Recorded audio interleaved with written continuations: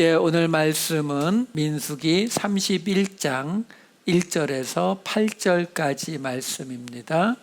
찾으셨으면 우리 한 절씩 교독했으면 좋겠습니다. 제가 먼저 읽겠습니다. 여호와께서 모세에게 말씀하여 이르시되 이스라엘 자손의 원수를 미디안에게 갚으라. 그 후에 내가 내 조상에게로 돌아가리라. 모세가 백성에게 말하여 이르되 너와 함께 있는 사람들 가운데서 전쟁에 나갈 사람들을 무장시키고 미디안을 치러 보내어 여호와의 원수를 갚되 이스라엘 모든 지파에게 각 지파에서 1000명씩을 전쟁에 보낼지니라 하며 각 지파에서 1000명씩 이스라엘 100만 명 중에서 12,000명을 택하여 무장을 시킨지라. 보내되 제사장 엘르아살의 아들 비나스에게 성소의 기구와 신호나팔을 들려서 그들과 함께 전쟁에 보내매 그들이 여호와께서 모세에게 명령하신 대로 미디안을 쳐서 남자를 다 죽였고, 함께 읽겠습니다. 그 죽인 자 외에 미디안의 5 왕을 죽였으니 미디안의 왕들은 에위와 레겜과 수르와 후르와 레바이며 또 부올의 아들 발람을 칼로 죽였더라. 아멘. 민수기 말씀이 이제 거의 마무리 쪽으로 가고 있어요. 지난주에 말씀드렸다시피 이미 우리 첫 세대, 이집트에서 나왔던 첫 세대와 함께 지냈던 이야기들 25장까지의 이야기였습니다. 바로 발람과 발락의 사건까지 나왔던 그 모든 이야기들이 민수기가 말하기를 원하는 공동체, 하나님의 공동체에 관한 이야기고, 그리고 26장에 두 번째 인구조사가 나오면서 이 뒤에 있는 이야기는 사실은 거의 같은 이야기의 반복이 되고 있어요. 다시 말해서 새로운 세대, 이제 새롭게 광야에서 태어난 세대들에게 그동안 38년 동안 이 민수기를 통해서 하나님이 말씀하셨던 그 공동체를 만들어가는 그 이야기에 대해서 그것을 실제적인 예를 가지고 그냥 설명해 주고 있다, 그 정도로 보시면 됩니다.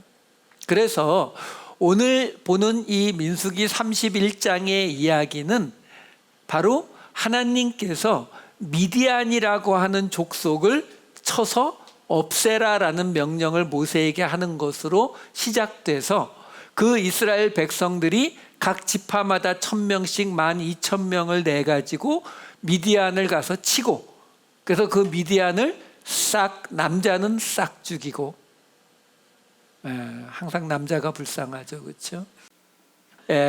가축과 여자는 살려뒀는데 그 여자 중에서는 이제 결혼 안 한 여자만 살려두는, 결혼한 여자들도 불쌍해요.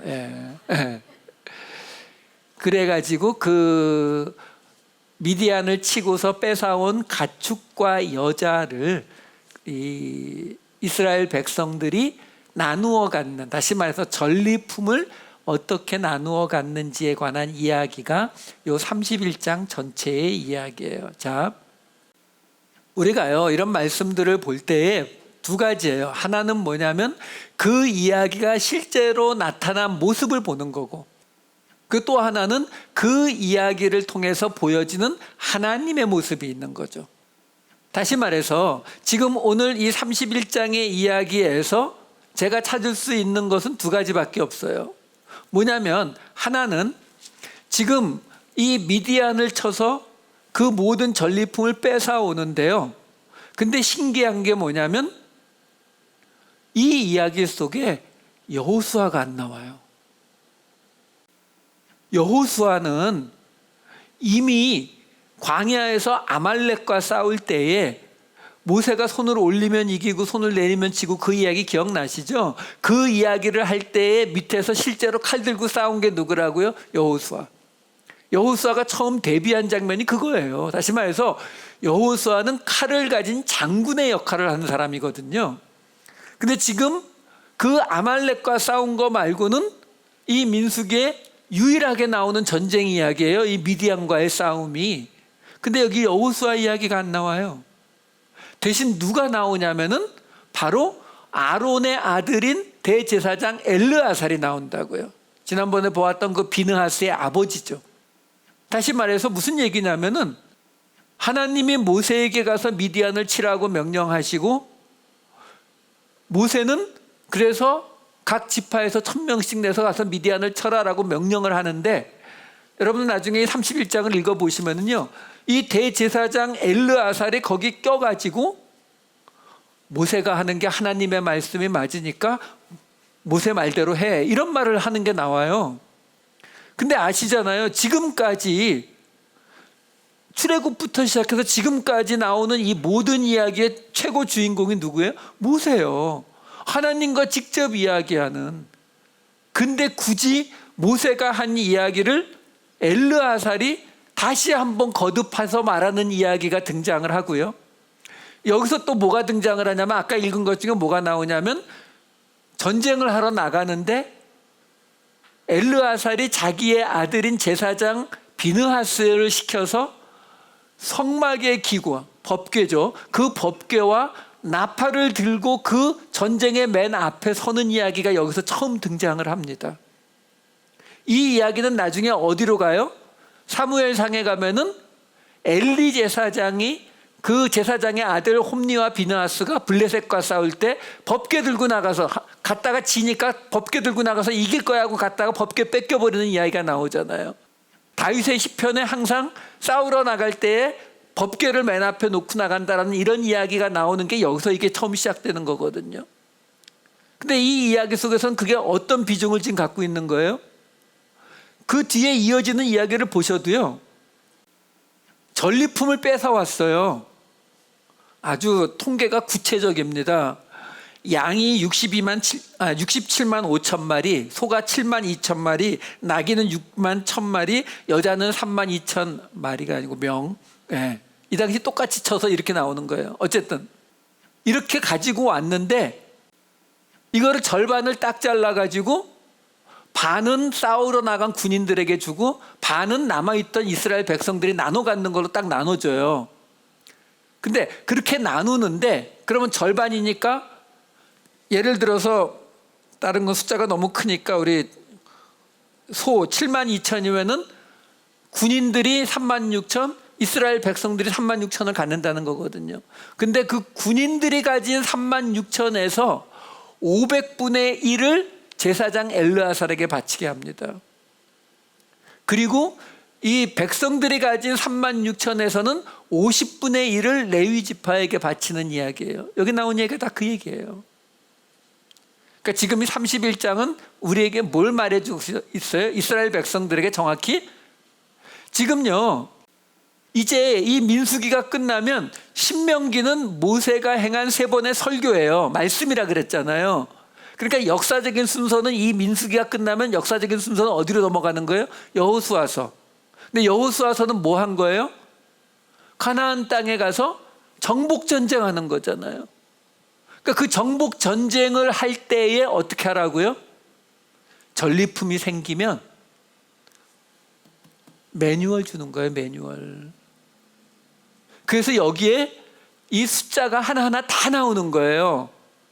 여러분 읽어보시면 67만 5천 마리의 양을 반씩 나눠가지고 군인들은 30, 몇 마리 이거 갖고 그 중에서 또 500분의 1 해가지고 제사장 엘르아살에게 몇 마리 주는 그 숫자까지 여기 다 나온다고요. 그래서 대부분의 학자들은요, 이게 숫자가 너무 커서, 왜? 그 미디안 족속을요 12,000명이 가서 다 죽이고 뺏어온 거거든요.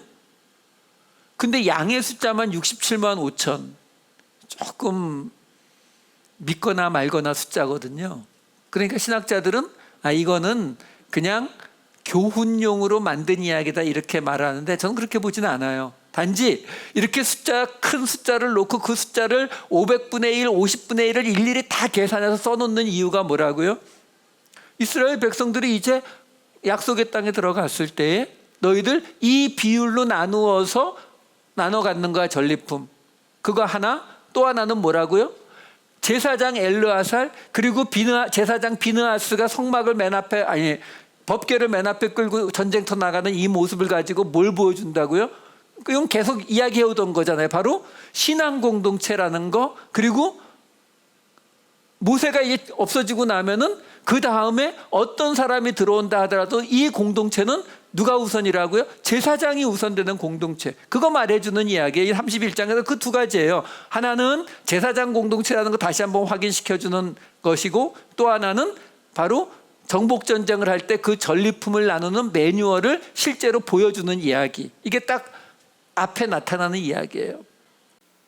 자, 그러면 이거는 이스라엘 백성들에게 필요한 이야기들이죠. 그 당시. 그러면 우리는 이 이야기 속에서 뭘 찾을 수 있는가? 이런 이야기들을 볼 때 우리가 가져야 되는 이 자세가 어떤 자세냐면, 이런 말씀들을 이렇게 읽어갈 때에 읽어가면서 우리가 알고 있는 하나님 있잖아요. 우리가 알고 있는 하나님, 우리가 교회 처음 다니는 거 아니잖아요. 우리가 알고 있는 그 하나님의 모습하고 좀 안 맞는 게 있는지를 찾아보셔야 돼요. 그런 게 있으면 읽다가 우리에게 이렇게 탁 걸려 나와야 된다고요. 무슨 얘기냐면, 지금 이 이야기가 하나님께서 모세에게 31장 2절에 보시면은 이스라엘 자손의 원수를 미디안에게 갚으라 이러면서 그 후에 내가 내 조상에게로 돌아가리라. 다시 말해서 모세가 이제 죽기 전에 하나님이 맡기신 가장 공식적인 마지막 과업이에요, 이게. 근데 그게 뭐냐면 미디안에게 원수를 갚으래요. 원수를 갚으라라는 이야기는 미디안이 뭔가 잘못한 거죠, 그렇죠? 그럼 미디안이 뭘 잘못했어요? 바로 앞에 있었던 발람과 발락의 이야기, 그 발람과 발락의 이야기에 미디안이 등장을 했었습니다. 어떻게 등장을 했었냐면요, 두 번 등장해요. 하나는 처음 이스라엘 백성들이 북상에서 올라오니까 그것을 보고 무서워한 모압 왕 발락이 그 이스라엘 백성들을 어떻게 마음에는 안 드는데 싸워서 이길 자신은 없으니까 이 점술가 발람을 불러다가 저주를 시켜야겠다라고 생각을 하는데, 그 생각을 누구하고 하냐면은 바로 미디안 장로들과 함께 합니다. 그래서 실제로 그 발람을 데리고 오기 위해서 모압의 장로들과 미디안의 장로들이 함께 발람을 데리러 가요. 그게 우리 그 지난번에 보았던 그 이야기에 나와요. 제가 한 군데만 읽어드릴게요. 민수기 22장 7절. 모압 장로들과 미디안 장로들이 손에 복채를 가지고 떠나 발람에게 이르러 발락의 말을 그에게 전하며, 이렇게 된다고요. 자, 문제는 그래서 발람이 이스라엘을 저주합니까? 안 합니까? 안 했죠. 하나님이 못하게 하고 도리어 축복하게 했다고요. 그러면 이스라엘이 지금 그거에 대해서 반발을 가질 이유가 있다 없다? 없어요. 그렇죠? 사실 이스라엘은 알지도 못하는 거죠. 근데 이제 우리가 알다시피 이게 그 다음에 무슨 일이 벌어지냐면은 25장으로 가면서 바로 이스라엘 백성들이 모압 여인들과 음행을 저지릅니다. 그 음행을 저지르면서 그 모압 여인들이 섬기는 신에게 같이 제사를 드리는 죄를 지어요. 25장 1절 말씀 읽어드릴게요. 이스라엘이 시딤에 머물러 있더니 그 백성들이 모압 여자들과 음행하기를 시작하니라, 이렇게 되거든요. 그래서 그것 때문에 하나님이 연병을 내려갖고 24,000명이 죽는데, 거기에서 어떤 일이 있냐면 이스라엘 이 모세와 이 아론과 이 모든 사람들이 이 문제 때문에 울고 있는데, 이스라엘 백성 한 사람하고 미디안 여자 한 사람이 장막에 들어갔다가 비느하스가 쫓아 들어가서 창으로 그 둘을 죽이면서 그것이 하나님의 용서를 받게 돼서 연병이 그치는 사건이 일어나거든요. 그렇죠? 제가 왜 이 이야기를 읽어드리냐면은 이 이야기에서 미디안이라고 하는 이 족속의 이름이요, 처음에 발람을 데리고 오기 위해서 모압 장로들과 미디안 장로들을 보낸 거 한 번, 그리고 그 다음에 미디안 이름 안 등장해요. 우리가 쭉 살펴봐 왔지만 발람이 가고 발락이 발람한테 쟤네들 저주해줘. 근데 축복하고 저주해줘 축복하고 저주해 3번 그거 거듭하고 그리고 나서 다시 예언 하나 남겨놓고 돌아가고 여기에 미디안이라는 말이 등장을 안 한다고요. 다시 말해서 분명히 이스라엘 백성들을 저주하려고 했던 거는 모압 왕 발락이고 그거를 막아선 거는 하나님이시고 근데 거기에는 나오지 않았지만 나중에 우리가 아는 것은 그 발람의 꾀에 따라서 이 모압 여인들과 음행하게 된 거. 그렇죠? 그것 때문에 하나님이 24,000명을 죽인 거. 근데 그 맨 끝에 그 이스라엘 한 남자와 함께 죽은 여자가 미디안 여자예요. 그러니까 이 긴 이야기 속에서 미디안이라고 하는 거 그렇게 딱 2번 등장한다니까요. 발람 데리러 가는 미디안 장로들, 그 다음에 모압 여자들과 음행했다고 나오는데 실제로 죽은 거는 미디안 여자 1명, 고스비라는 여자 1명 죽어요. 그러니까 그 사건 자체가 하나님이 미디안을 치게 하시는 이유가 된 거는 분명히 맞습니다. 왜냐하면 25장 17절 18절에 이렇게 나오거든요. 미디안인들을 대적하여 그들을 치라. 이는 그들이 속임수로 너희를 대적하되 부올의 일과 부올이 바로 발람이에요. 미디안 지휘관의 딸 곧 부올의 일로 연병이 일어난 날에 죽임을 당한 그들의 자매 고스비의 사건으로 너희를 유혹하였음이니라. 그러니까 분명히 그 발람의 그 사건 때문에 이 모압 여인들이 이스라엘 백성들을 유혹했고 음행했고 그것 때문에 24,000명이 연병에 걸려 죽었는데 그것 때문에 미디안을 쳐라라고 하나님이 지금 명령하셨다고요. 그리고 그 25장에 나왔던 그 명령이 이제 오늘 이 31장에서 현실로 하나님이 그 미디안을 가서 모세야 너 이제 은퇴하기 전에 마지막으로 가서 미디안을 다 쳐 이렇게 말씀하고 계시는 거예요. 여기까지는 아무 문제가 없어요. 왜 미디안만요? 지금 제가 그래서 말씀드린 거예요. 이 발람의 사건 전체를 통틀어서 미디안이라는 이름이 딱 2번 등장한다니까요. 처음에 발람 데리러 가는 미디안 장로들, 그 다음에 마지막에 창에 찔려 죽은 미디안 여자 고스비 1명.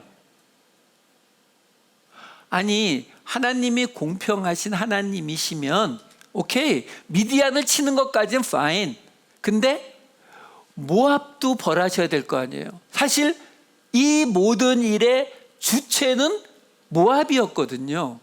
그리고 이스라엘 백성들이 이 유혹에 빠지게 된 것도 결국 모압 여자들과 음행한 거란 말이에요.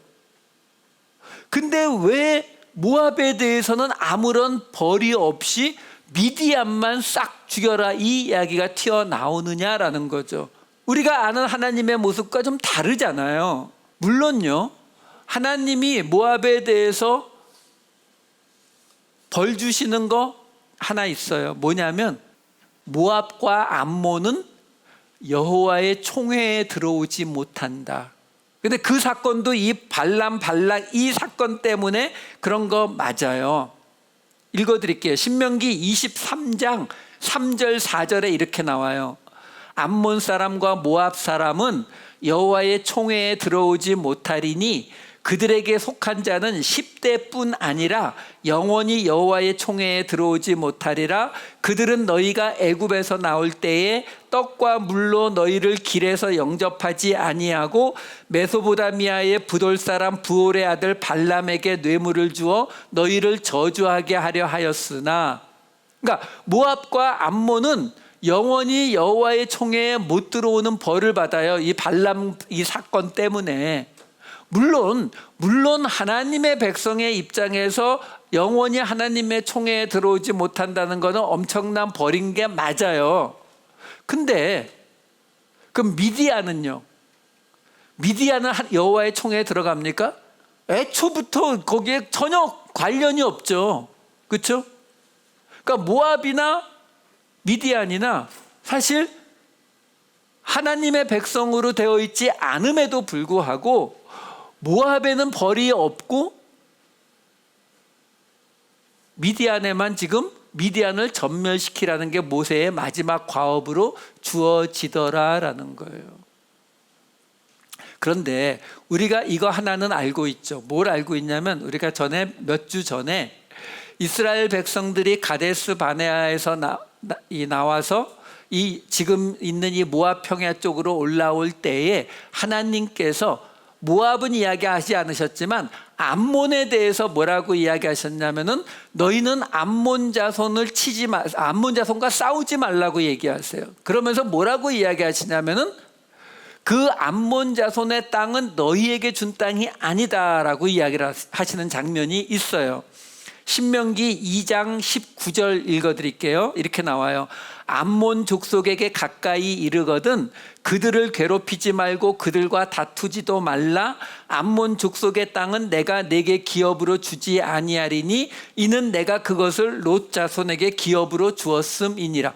여러분, 여기서 굉장히 놀라운 이야기가 하나 등장합니다. 뭐냐면 하나님께서 지금 암몬과 모압은 롯의 그 두 딸로부터 나온 그 자손이잖아요. 근데 하나님께서 지금 여기 신명기에는 뭐라고 나오냐면은 암몬 자손의 땅은 건드리지 말라고, 그 땅은 너희에게 준 게 아니라 롯의 자손들에게 하나님이 주신 땅이다라고 말씀하고 계시거든요.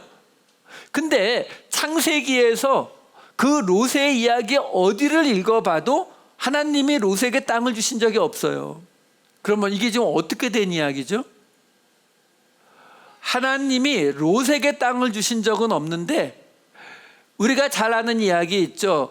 점점 롯도 그렇고 아브라함도 그렇고 점점 가축이 많아지니까 아브라함이 뭐라고 이야기합니까? 네가 원하는 땅 갖고 네가 이쪽으로 가면 난 이쪽, 네가 저쪽으로 가면 나는 이쪽으로 갈게. 그래서 롯이 자기는 그 소알 땅 소돔 그쪽에 좋아 보여서 글로 가니까 아브라함은 반대편 쪽으로 옮겨가잖아요. 근데 롯이 자기가 원하는 그 소알 땅으로 빠져나가자마자 창세기에는 뭐가 나오냐면은 하나님이 아브라함에게 나타나셔서 뭐라고 말하냐면은 이제 내가 보는 이 땅을 내게 주겠다 이렇게 말씀하세요. 창세기 13장 14절 15절 이렇게 나와요. 롯이 아브라함을 떠난 후에 여호와께서 아브라함에게 이르시되 너는 눈을 들어 너 있는 곳에서 북쪽과 남쪽 그리고 동쪽과 서쪽을 바라보라. 보이는 땅을 내가 너와 네 자손에게 주리니 영원히 이르리라. 다시 말해서 하나님께서 지금 아브라함이라고 하는 사람이 롯하고 그냥 그 전에 아브라함이 하나님에게 물어보고 기도하는 이런 장면은 없어요. 그냥 롯과 아브라함이 있는데 아브라함이 네가 원하는 땅 가지면 내가 나머지 가질게.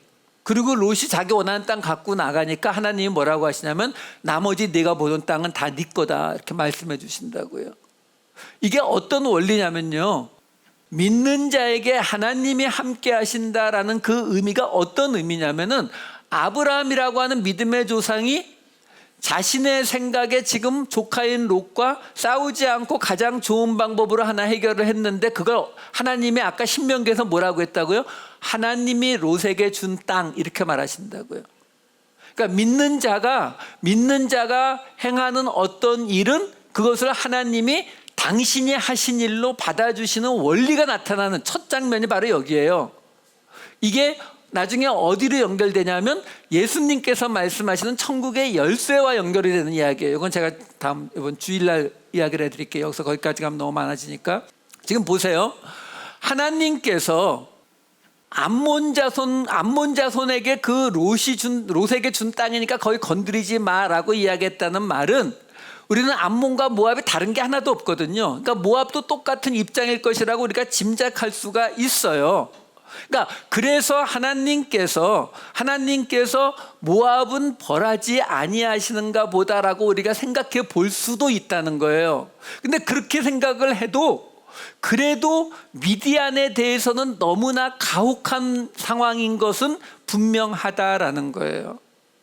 그것뿐인가요? 우리가 알다시피 이 미디안 족속은 모세에게, 지금 여기 제일 이게 누구라고요? 모세요. 아직 안 죽었어요, 모세. 근데 그 모세의 처갓집이 미디안 족속이죠. 그렇죠? 이드로가 미디안 제사장이었단 말이에요. 그러니까 그리고 나중에요, 이 모세의 처남에 해당되는 호밥이라고 하는 사람이 등장하는데요. 그 호밥이라고 하는 사람을 성경에서 찾아보면은 나중에 사사기에도 등장을 합니다. 그 호밥의 자손들이 사사기에도 나와요. 그 얘기는 뭐냐면 그 모세의 처갓집에 해당되는 이 미디안 족속들의 일부가 이 이스라엘 백성들 속에 같이 있었다는 얘기예요. 사사기까지 계속 가니까. 그런데도 불구하고 하나님은 이 미디안 사람을 왜 여기서 멸망시켜야 한다라고 말씀하시느냐라는 거죠. 왜 이렇게 가혹하게 대하시느냐, 그 이유가 뭐냐라는 거예요. 자, 이 이야기를 한번 찾아가 보자고요. 뭐냐면 우선 여호수아서 13장 21절 22절 말씀을 읽어드릴게요. 이게 여호수아서에 나오는, 바로 오늘 나오는 이 전쟁에 관한 이야기예요. 평지 모든 성읍과 헤스본에서 다스리던 아모리 족속의 왕 시혼의 온 나라라. 모세가 시혼을, 그 땅에 거주하는 시혼의 군주들 곧 미디안의 귀족 에위와 레겜과 술과 훌과 레바와 함께 죽였으며 이스라엘 자손이 그들을 살육하는 중에 부올의 아들 발람도 칼날로 죽였더라. 자, 지금 읽어드린 이 말씀이요, 오늘 읽은 이 본문 8절 말씀하고 굉장히 비슷합니다. 8절 말씀 보시면은 죽인 자 외에 미디안의 5 왕을 죽였는데 그 왕의 이름이 에이, 레겜, 수루, 후루, 레바, 그리고 부올의 아들 발람을 칼로 죽였다, 이렇게 나오잖아요. 제가 금방 읽어드린 여호수아서 13장 말씀은 13장 22절 말씀만 읽어드릴게요. 뒷부분이 이렇게 돼요. 모세가 시온을, 그 땅에 거주하는 시온의 군주들 곧 미디안의 귀족 에위와 레겜과 수루와 훌과 레바와 함께 죽였으며 이스라엘 자손이 그들을 살육하는 중에 부올의 아들 발람도 칼날로 죽였더라. 같은 얘기네요. 그렇죠?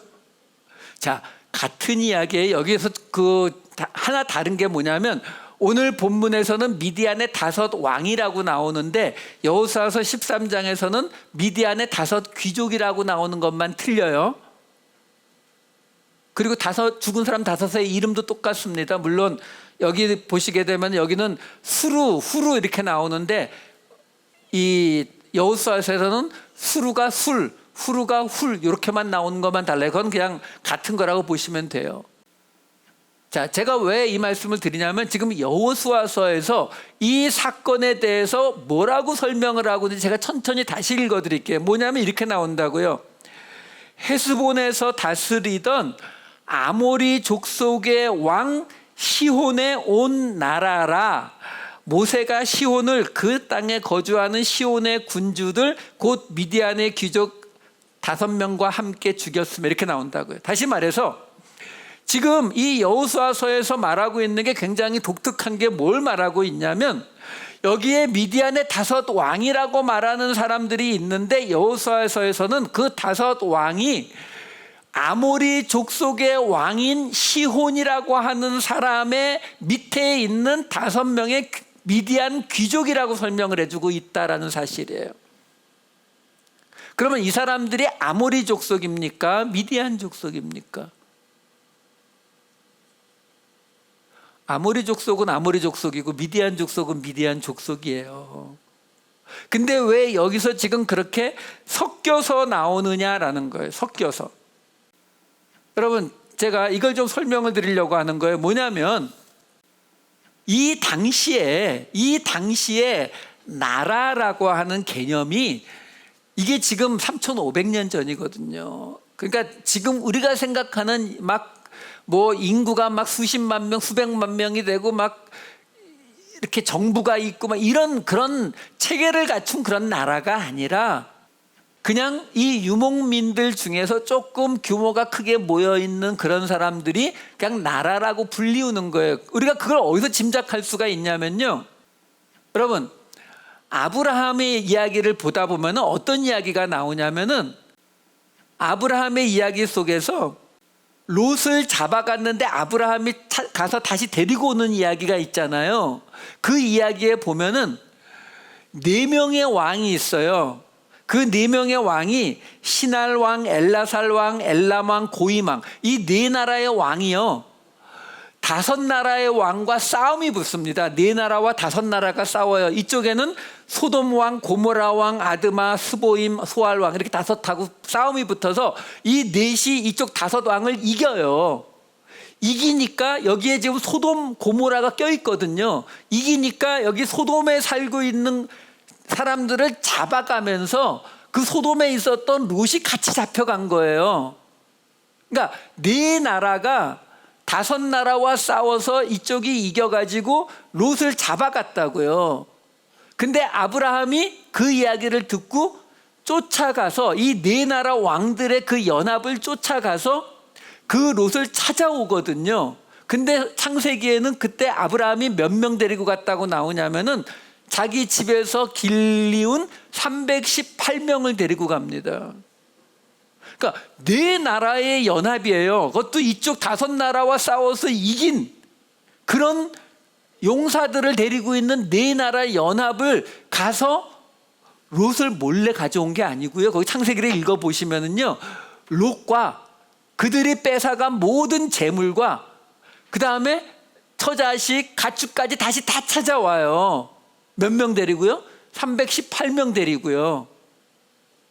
그러면 이 4나라는 이 318명이 무슨 뭐 아이언맨이든지 뭐 이런 슈퍼맨이 아닌 다음에는 이 4나라의 국력이라고 하는 게 우리가 생각하는 그 나라 수준이 아니란 말이에요. 굉장히 작은, 그렇죠?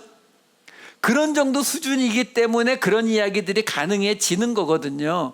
그래서 그 얘기는 뭐냐면, 지금 이 성경 속에요, 우리가 이 구약 성경을 읽다 보면은 가장 혼동되는 것 중에 하나가 뭐냐면, 지금 오늘 여기 나오는 미디안도 마찬가지예요. 이 31장을 읽어보시면 아까 말씀드렸지만 모든 남자는 다 죽여버립니다.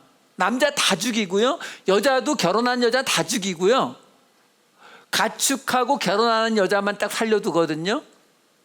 그러면 이 미디안 족속은 더 이어질 수 있어요, 없어요? 없죠. 이 당시는 남자만 가지고 모든 게 이어지던 시대인데 남자 다 죽였는데 미디안은 이제 없어진 거잖아요.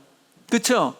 근데 여러분, 사사기에서 기드온이 싸운 게 미디안 족속과 싸워요. 이스라엘 백성들이 7년 동안 이 미디안에게 압제당하다가 하나님 앞에 울부짖으니까 하나님이 기드온 보내주신다고요. 그럼 뭐예요? 왜 다 진멸했다고 하는데 왜 또 튀어나와요? 그러니까 이런 것들이 우리가 이 구약의 역사를 볼 때에 혼동하지 말아야 될 부분들인 거예요. 무슨 얘기냐면은 유목민족에다가 굉장히 작은 이 사이즈였기 때문에 여러분, 우리가 그 삼국지라든가 이 뭐 중국의 그런 이런 역사 이야기 읽어보면은 이렇게 합쳐서 여기하고 싸우고 그랬다가 갈라지고 또 저렇게 싸워서 이렇게, 이런 이야기들이 많이 나오잖아요. 그러니까 그렇게 생각하시면 돼요. 이렇게 해서 그렇다고 해서 나라가 합쳐진 건 아닌데 둘이 같이 이쪽하고 싸웠다가 또 이럴 때는 4명이 같이 갔다가 또 어떤 때는 또 갈라졌다가 이렇게 이야기가 나오기 때문에 미디안을 진멸했다고 해서 그 미디안이 완전히 없어진 게 아니라 미디안의 어느 한 부분이 없어진 것이지 다 없어진 부분이 아니다라는 거예요. 우리가 그걸 알 수 있는 근거 중에 또 뭐가 있냐면요, 야곱의 아들들이 요셉을 질투해서 요셉을 팔아버리잖아요. 죽이려고 하다가 팔아버리거든요. 근데 그 팔아버리는 이야기를 찾아보면 어떤 이야기가 나오냐면요, 이런 이야기가 나와요. 창세기 37장 28절에 이렇게 나옵니다. 그 때에, 그러니까 요셉을 팔으려고 할 때에 미디안 사람 상인들이 지나가고 있는지라 형들이 요셉을 구덩이에서 끌어올리고 은 20의 그를 이스마엘 사람들에게 팔매 그 상인들이 요셉을 데리고 애굽으로 갔더라, 이렇게 나와요. 지금요, 이 창세기 37장 28절도 뭐라고 얘기하냐면 요셉을 팔았는데 누구에게요? 미디안 상인들에게 팔았는데 이스마엘 사람들이래요. 여러분, 이스마엘은 우리가 잘 알다시피 아브라함이 있고 이삭이 있으면은 이삭 말고 하갈에게서 낳은 게 이스마엘이잖아요. 그렇죠? 그럼 미디안은 누구예요? 아브라함이 사라가 죽고 난 다음에 또 얻은 아내가 그두라거든요. 그 그두라에게 6명의 아들을 얻는데 그 6명 중에 하나가 미디안이에요. 그러니까 하갈에게서 난 이스마엘과 그두라에게서 난 미디안하고는 아무런 연관관계가 없어요. 근데 뭐라고 나온다고요? 요셉을 사간 사람들이 미디안 상인들인데 이스마엘 사람이라고 나오잖아요. 그럼 이건 도대체 어떻게 된 거예요? 바로 그 얘기를 하고 있는 거예요. 그러니까 때때로, 왜냐하면 유목민들이니까 같이 다니기도 하고 어떤 때는 떨어져 있고 어떤 때는 싸우기도 하고 어떤 때는 같이 있기도 하고, 이게 소수 종족들이기 때문에 이런 일들이 수도 없이 일어나고 있는 상황이다라는 거예요. 자, 그러면 그걸 우리가 기본을 잡고 뭘 보면 되냐면 민수기 21장 26절에 이런 대목이 나와요. 어떤 대목이 나오냐면 헤스본은 아모리 왕 시혼의 도성이라. 헤스본이라는 곳이 있는데 아모리 왕인 시혼의 도성이에요. 근데 그 도성에 대해서 뭐라고 나오냐면 시혼이 그 전 모압 왕을 치고 그의 모든 땅을 아르논까지 그의 손에서 빼앗았더라, 이렇게 나온다고요. 자, 지금 제가 이 이야기를 지금 왜 이렇게 말씀을 드리냐면, 한마디로 말씀드리면 지금 이 상황 속에서 미디안이라는 이 족속과 아모리라고 하는 족속이 하나로 뭉쳐있는 상황에서 벌어진 이야기다라는 것을 지금 증거를 보여드리는 거예요. 무슨 이야기냐면,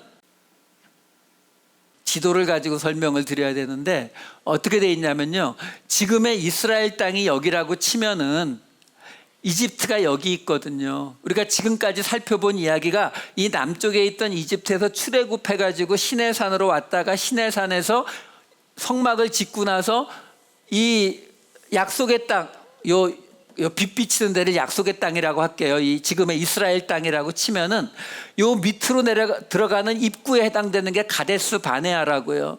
그러니까 여기서부터 애굽에서 시내산에서 올라와서 가데스 바네아를 통해서 일로 들어가려고 했는데 여기서 포기하고 다시 이쪽으로 돌아서 지금 이 여리고성 건너편, 요단강 건너편 여기 와 있는 거거든요. 자, 그런데 가데스 바네아에서 여기서 돌아오는데 직진하지 못한 이유가 에돔 사람들을 건드리지 말라고 했었다. 기억이 나실지 모르겠어요. 다시 말해서 에돔 사람들이 여기 살았고요. 그 다음에 이 미디안 족속은 어디 살았느냐? 맨 처음에 모세가 이집트에서 도망쳐 나와서 이 미디안 광야에 있었습니다. 미디안 광야가 여기 있어요. 그리고 미디안 광야의 바로 북쪽에 있는 것이 모압이에요. 그 바로 북쪽에 있는 게 암몬입니다. 그리고 요 라인이 요단강이라고 생각하시면 돼요. 그래서 요단강을 건너가면 이쪽은 이제 약속의 땅, 가나안 땅이란 말이에요. 그래서 가데스 바네아가 남쪽 입구니까 일로 들어가야 되는데 못 들어가고 지금 이쪽 이 사해바다 바로 옆에 있는 여리고로 들어가려고 하고 있는 그런 상황이란 말이에요. 자, 그런데 그러면 이쪽엔 누가 있었냐라는 거예요. 이쪽. 하나님이 지금 주시겠다라고 약속한 땅이 어디예요? 이쪽이잖아요. 이쪽. 그렇죠? 여기에는 누가 살고 있었냐라는 거죠. 결론부터 말씀드릴게요. 여기 살고 있던 게 아모리 족속입니다. 자, 보세요. 창세기 15장 16절에 보면요, 하나님이 아브라함에게 예언을 하나 해주십니다. 뭐라고 나오냐면 이렇게 나와요. 네 자손은 4대 만에 이 땅으로 돌아오리니 이는 아모리 족속의 죄악이 아직 가득 차지 아니함이니라 하시더니. 다시 말해서 하나님께서 아브라함에게 자손의 축복을 주신다고 했는데 그 많이 하늘의 별처럼 바닷가의 모래처럼 많아지는 그 이스라엘 자손들이 이방의 땅에 가서 노예 생활을 할 거라는 거예요. 노예 생활을 하다가 400년 만에 돌아온다는 거예요. 왜 400년씩 걸립니까? 아모리 족속의 죄악이 아직 가득 차지 않아서요.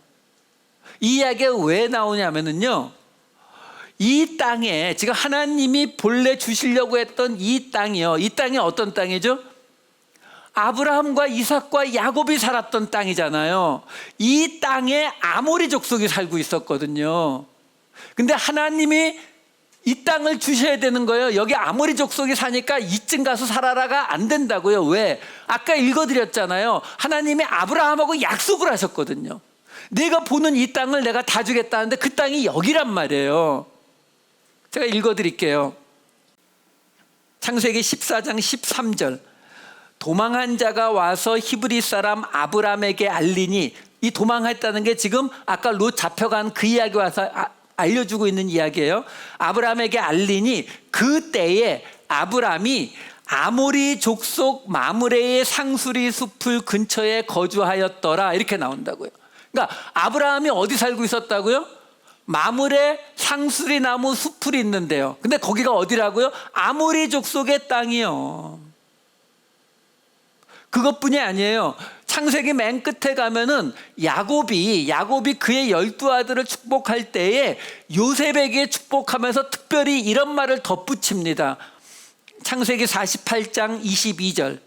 야곱이 요셉에게 하는 말이에요. 내가 네게 네 형제보다 세겜 땅을 더 주었나니. 그러니까 야곱이 요셉과 그 자손들에게 다른 형제들에게 안 주는 세겜 땅을 더 줬다라고 말하는 거예요. 세겜 땅을 더 줬다 그러면서 뭐라고 나오냐면, 이는 내가 내 칼과 활로 아모리 족속의 손에서 빼앗은 것이니라. 그러니까 아브라함이 살 때나 야곱이 살 때, 이 땅에 살고 있을 때에 여기는 다 아모리 족속의 땅이었어요. 거기에 지금 아브라함이 처음 가서 마므레 상수리 숲을 아래 살았고, 나중에 그것보다 조금 북쪽에 있는 세겜 땅을, 창세기에는 나오지 않는데 야곱이 죽을 때 돼서 지금 요셉한테 하는 말이, 자기가 자기 칼과 활을 가지고 그 세겜 땅을 아모리 족속에게 뺏은 땅이다. 근데 그 땅을 내가 너에게 준 거다라고 이야기하고 있다는 거죠. 그러면 우리가 여기서 뭐 할 수 있냐면, 적어도 아브라함이 있었던 마므레 숲을,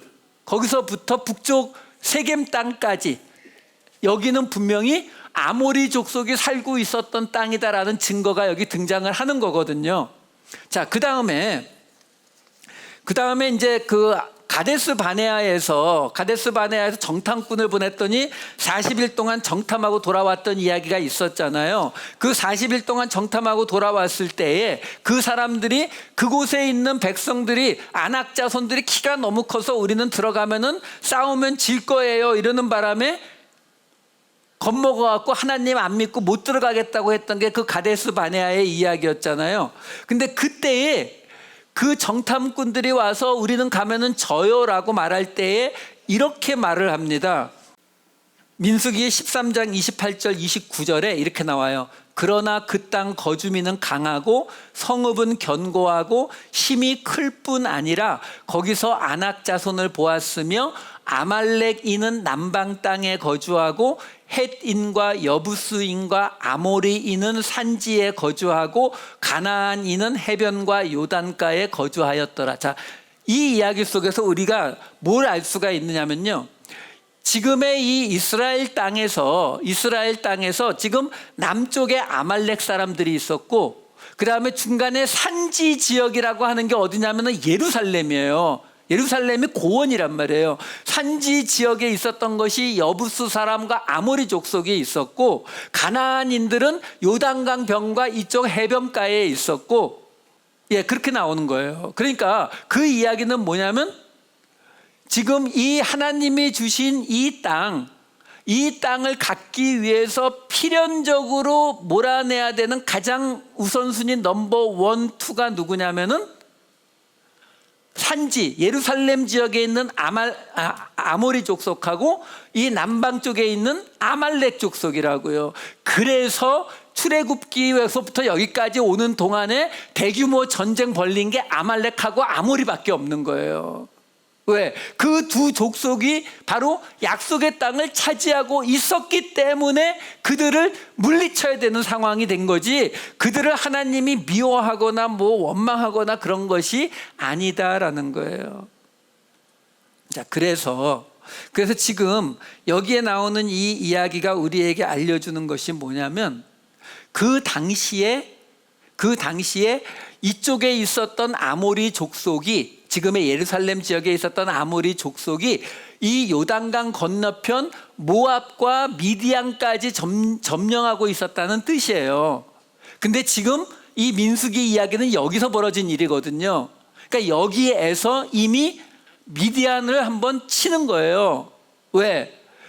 모압과 지금 함께 연합해 있는 상태이기 때문에.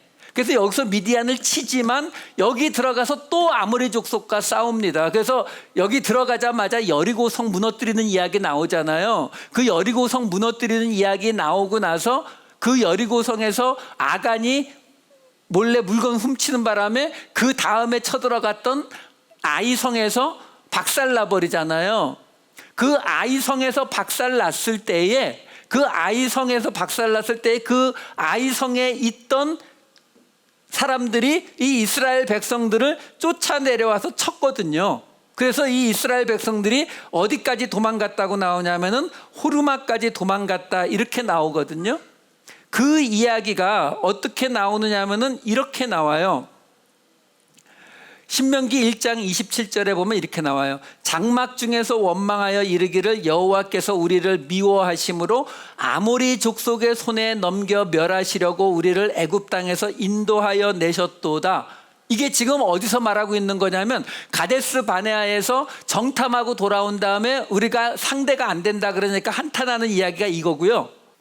그리고 나서 하나님이 너희들의 믿음 없음으로 인해서 너희는 광야에서 다 죽을 거야 라고 이야기하니까 그러면 아니에요, 우리가 올라가서 싸울게요 하고 쫓아 올라갔다가 와장창 깨져서 패배해갖고 내려온 게 호르마까지 내려왔던 이야기예요. 그 이야기가 신명기 1장 44절에 그 산지에 거주하는 아모리 족속이 너희에게 마주 나와 벌떼같이 너희를 쫓아 세일산에서 쳐서 호르마까지 이른지라 이렇게 나온다고요. 그러니까 지금 이 가데스 바네아에서 한번 들어가려다가 우장창 두들겨 맞은 이야기가 민수기에서는 그냥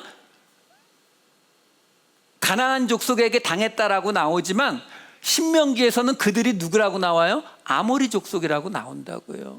마찬가지로 이 여호수아서에 나오는 이 여리고성과 아이성 했을 때 아이성에서 두들겨 맞는 장면, 그 아이성에 올라갔다가 전쟁에 패했을 때에 여호수아가 하나님 앞에 뭐라고 말하냐면 이렇게 말해요. 여호수아서 7장 7절 이르되 슬프도소이다 주 여호와여 어찌하여 이 백성을 인도하여 요단을 건너게 하시고 우리를 아모리 사람의 손에 넘겨 멸망시키려 하셨나이까.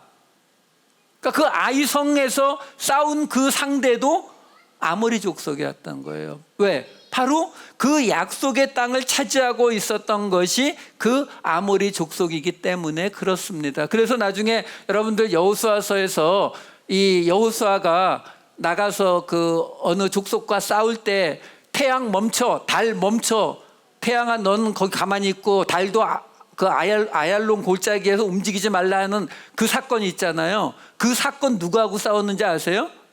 아모리 족속이에요. 제가 읽어드릴게요. 여호수아 10장 12절 여호와께서 아모리 사람을 이스라엘 자손에게 넘겨주시던 날에 여호수아가 여호와께 아뢰어 이스라엘의 목전에서 이르되 태양아 너는 기브온 위에 머무르라 달아 너도 아얄론 골짜기에서 그리할지어다 하매. 자, 제가 지금 이 긴 이야기를 여러분께 드린 이유가 뭐냐면 제가 말씀드렸어요. 이 31장의 이야기는 겉으로 볼 때에는 제사장 엘르아사를 세워주는 신앙 공동체를 강조하고 또 하나는 약속의 땅에 들어갔을 때 그 정복 전쟁을 통한 전리품을 어떻게 나누는지를 보여주는 매뉴얼에 해당되는 이야기였는데 이 이야기 속에서 우리는 어떤 하나님의 모습을 찾을 수 있냐면 바로 아브라함에게 약속하셨기 때문에 그 약속의 땅을 다시 찾기 위해서 일하고 계시는 하나님의 모습을 찾아볼 수 있다는 거죠. 그냥 단순히 미디안이 저렇게 이스라엘 자손을 괴롭혔으니까 혼내주고 원수를 갚아야 돼, 그 이야기가 아니라, 하나님은 그런 분 아니란 말이에요. 하나님이 이런 일들을 계획하시고 이루실 때에는 그 안에는 항상 하나님의 약속이라는 것, 바로 우리의 구원에 관한 이야기가 들어가 있는 이야기다라는 거예요. 우리가 하나님에 대해서, 하나님의 말씀을 대할 때 우리가 잊지 말아야 하고 까먹지 말아야 되고 오해하지 말아야 될 것이 바로 그 부분이라고요. 하나님은 철저하게 당신의 약속을 지키시고 우리의 구원의 그 약속을 이루시는 분이라는 거, 그거를 우리가 이 하나님의 이야기들 속에서 찾아가는 거예요. 여러분, 성경은 다른 종교의 경전처럼 우리가 어떻게 하면은 잘 살고 우리가 어떻게 하면은 죄 짓지 않고 사는 이런 이야기를 해주는 책이 아니라, 하나님을 만났던 사람들이 그들의 인생 속에서 그 하나님의 뜻을 어떻게 찾아갔는지, 때로는 그들이 알고 때로는 그들이 알지 못하는 그 과정 속에서도 그들의 삶 속에서 하나님이 역사하시더라라는 거죠. 지금 미디안을 하나님이 벌하시라는 이 말씀 속에서는 아브라함에게 약속하셨던 그 땅, 아브라함에게, 우리는 그냥 별 의미 없이 듣잖아요. 내가 지금 보는 이 땅, 이쪽 저쪽 이쪽 다 줄게. 근데 하나님은 그 말씀을 지키시더라. 우리가 지금 주일날마다 히브리서를 보고 있어요. 이번 주가 아니라 다음 주가 되면 이제 그 유명한 히브리서 11장 믿음장으로 들어간다고요. 믿음으로 아브라함은, 믿음으로 다윗은, 그 이야기들을 할 때 다시 나옵니다. 무슨 얘기가 나오냐면 그들이 과연 그것을 알고 있었느냐의 문제예요. 몰랐다니까요. 대부분 모르는 게 맞아요. 몰랐는데도 그 당사자들은 모르는 속에서 하나님은 그들의 인생 속에서 당신의 일들을 만들어 가신 기록이 바로 이 성경이라고요. 그렇기 때문에 우리가 믿을 수 있는 거예요. 제가 지난주 주일 설교 때도 말씀드렸잖아요. 우리가 하나님을 믿으면 믿을수록 우리는 어떤 느낌을 받는다고요? 하나님과 멀리 떨어져 있는 느낌을 받게 된다고요. 내 죄는 점점 크게 느껴지는 게 맞다고요. 그럼에도 불구하고 우리가 그러면 뭘 의지한다고요? 하나님의 말씀이요. 하나님의 말씀이 너는 죄사함을 받을 거야 라고 하셨기 때문에 내 느낌은 전혀 아닌데 점점 죄가 많아지는 것 같고 점점 하나님과 멀어지는 것 같은데도 우리가 그걸 어떻게 믿을 수 있어요? 성경 어느 로마서 어딘가 그런 구절이 있기 때문에요? 아니요. 그거 하나 갖고 어떻게 믿습니까? 아니요. 그게 아니라 이 많은 이야기들, 이 수많은 사람들이 하나님을 만났던 이 이야기들 속에서 하나님이 우리가 그냥 읽을 때에도 아마 아브라함도 그때 그랬을 거예요. 하나님이 롯 보내고 나서 하나님 딱 나타나더니 너 이쪽 보이는 거 이거 다 줄게. 근데 아브라함 죽을 때 딱 뭐가 졌다고요? 막벨라 동굴 한 개 갖고 죽었거든요. 그럼에도 불구하고 우리는 그 모든 약속을 이루어 가시는 하나님의 모습을 바로 여기에서도 볼 수 있더라라는 거죠. 그러면 우리는 오늘 우리의 삶 속에서 나를 향해 주시는 하나님의 말씀이 믿어지지 않고 내가 죄에서 벗어나지 못하고 내 삶의 모습이 마음에 들지 않는다 하더라도, 내가 그것을 깨닫고 있지 못한다 하더라도 하나님은 당신의 약속을 이루시는 것처럼 내게 주신 그 약속도 이루어 주실 것이다. 그래서 나는 히브리서를 받아든 그 유대인 그리스도인들처럼 어려움 속에서 다시 유대교로 돌아가겠다라는 것이 아니라, 나는 내 느낌을 의지하는 것이 아니라 이 하나님의 말씀을 의지하고서 나는 이 길을 가겠다라고 결단하는 것, 이것이 바로 하나님이 이 모든 일들을 통해서 우리를 만들어 가시고자 하는 바로 그 방향이라는 거예요. 그 방향을 깨닫고 나면 그 다음부터는 그냥 가시면 돼요. 제가 가끔 말씀드리죠. 신앙생활이라는 건요, 그냥 버티시는 거예요. 끝까지 버티시면 됩니다. 우리가 이 땅에서 살면서 사단은 우리에게 너 그러면 큰일 난다, 너 그러다가 죽어, 너 그러다가 망해, 이렇게 말함에도 불구하고 우리가 마지막 그 죽는 순간까지 하나님을 향한 믿음을 버리지 않고 버텨내면 그게 우리의 승리라고요. 그 승리를 위해서 우리는 이 하나님의 말씀들 속에서 하나님이 어떻게 그 약속을 지켜오셨는지를 찾아가는 것입니다. 그 하나님의 약속을 믿으심으로 오늘 우리의 삶에서도 넘어지지 마시고 쓰러지지 마시고 끝까지 버텨내시는 저와 여러분 되시기를 우리 주 예수 그리스도의 이름으로 축원드립니다.